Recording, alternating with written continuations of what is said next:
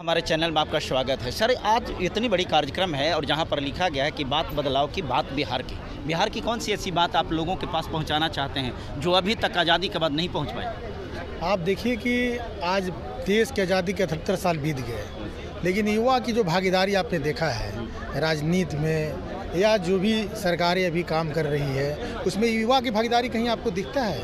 इस देश में जो युवा है एक एक वोट से देश के विकास में अपनी अंगुलियों से बटन दबा के उनको सरकार बनाने का काम करते हैं। पंचायत में भी सरकारें बनती है जिसमें युवा 55% इस देश में है, कहीं उनका प्रतिनिधित्व नहीं मिलता है। तो ये बात रखा, बात बदलाव की, बात बिहार की। हमारे बीच माननीय निशिकांत सिन्हा जी आए हैं, युवा समाज सेवी हैं, युवा उद्योगपति हैं। उनका एक ही सपना है कि जिसकी जितनी हिस्सेदारी उसकी उतनी भागीदारी सुनिश्चित हो।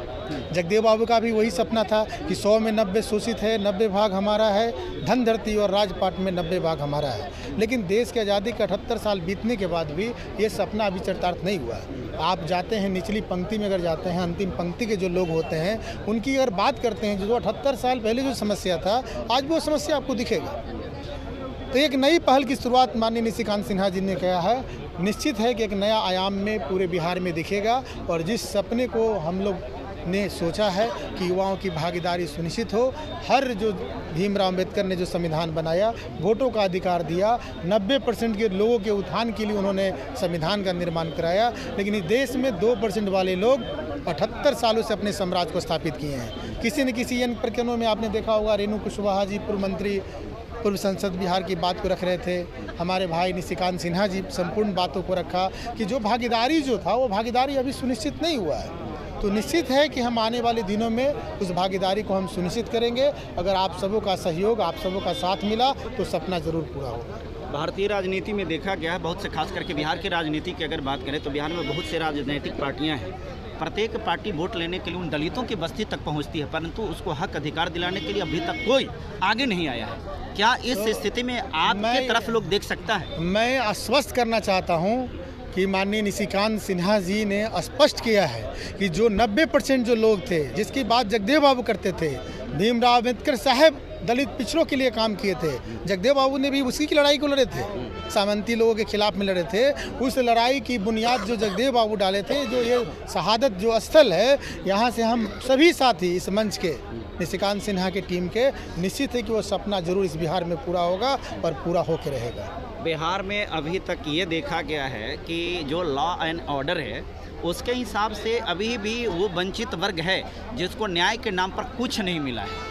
इस स्थिति में प्रत्येक लोग इसी स्थिति में रहता है या ये ताक में रहता है कि ऐसे कोई ऐसा लोग मिले या ऐसी कोई पार्टी मिले जो हमारे लिए न्याय की व्यवस्था करे। आपकी तरफ से इसमें क्या पहल हो सकता है? देखिए, जन आशीर्वाद के माध्यम से पूरे बिहार के अंतिम पंक्ति के लोगों तक हम जाने का काम करेंगे।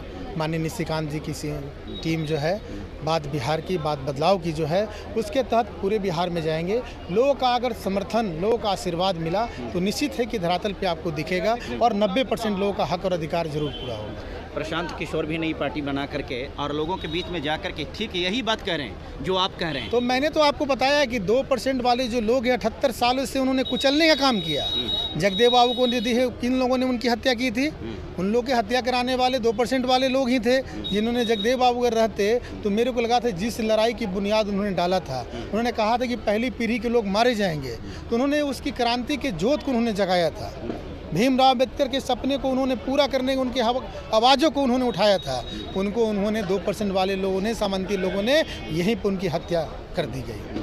तो कहते पहली पीढ़ी के लोग मारे जाएंगे, दूसरी पीढ़ी के लोग जेल जाएंगे। तो कई ऐसे साथी हैं जो देश में एक नई विचारधाराओं को नीचे स्तर के लोगों के लिए जो काम करे वो जेल भी गए। लेकिन वर्तमान की जो तीसरी पीढ़ी जो आप वर्तमान में आप जिस स्टेज पे देख रहे थे, वो सपना जरूर पूरा करने के लिए संकल्पित है और निश्चित है कि जगदेव बाबू और भीमराव अम्बेडकर का सपना इस देश में पूरा होगा। और जिसका जितनी हिस्सेदारी है, जिस समुदाय की जितनी हिस्सेदारी है, उस समुदाय को हिस्सेदारी मिलकर रहेगा। निशिकांत सिन्हा जी तो एक ट्रेडमैन कह सकते हैं, बिजनेसमैन के रूप में जाने जाते हैं, तो क्या राजनीतिक में आकर के जिस प्रकार से एक परिपक्व पॉलिटिक्स होता है वो कर पाएंगे, ऐसा भरोसा किया आपने जा देखा होगा जिस तरीके से कोई अगर बिजनेस कोई व्यक्ति करता है, व्यवसाय करता है, तो व्यवसाय में भी उच्चतम शिखर पे कोई व्यक्ति अगर पहुंच चुका है तो निश्चित हम यह आश्वस्त आपको करना चाहेंगे कि जो व्यवसाय में सफल हो सकता है तो राजनीतिक और सामाजिक जीवन में भी लोगों के दर्द को देखा है। निशिकांत सिन्हा जी 5 साल पहले से समाज के बीच में काम कर रहे थे, शिक्षा के क्षेत्र में कर रहे थे, स्वास्थ्य के क्षेत्र में कर रहे थे, या आपने देखा होगा कई ऐसे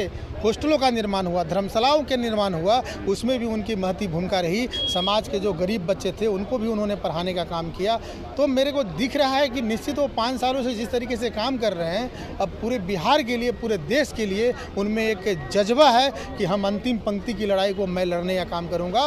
वो भी एक नीचे से उठकर यहाँ तक पहुँचे हैं, वो दर्द को देखा है, वो गर्मियों को उन्होंने देखा है, समाज की अंतिम पंक्ति में जो लोग रहते हैं उनकी अवस्थाओं को देखा है, उससे गुजर कर आज इस मुकाम पर पहुँचे हैं। तो उनके सपने को, हर हाथों को काम, हर हाथों को रोजगार, आपने देखा जिनके स्वास्थ्य का जो व्यवस्थाएं जो लचर रहती है उसमें भी अमूल परिवर्तन आने वाले दिनों में आपको दिखेगा। हम लोग आवाज़ उठाएंगे। मेरा नाम नागमणि कुशवाहा हुआ, राष्ट्रीय अध्यक्ष अखिल भारतीय युवा कुशवाहा समाज। बहुत बहुत धन्यवाद।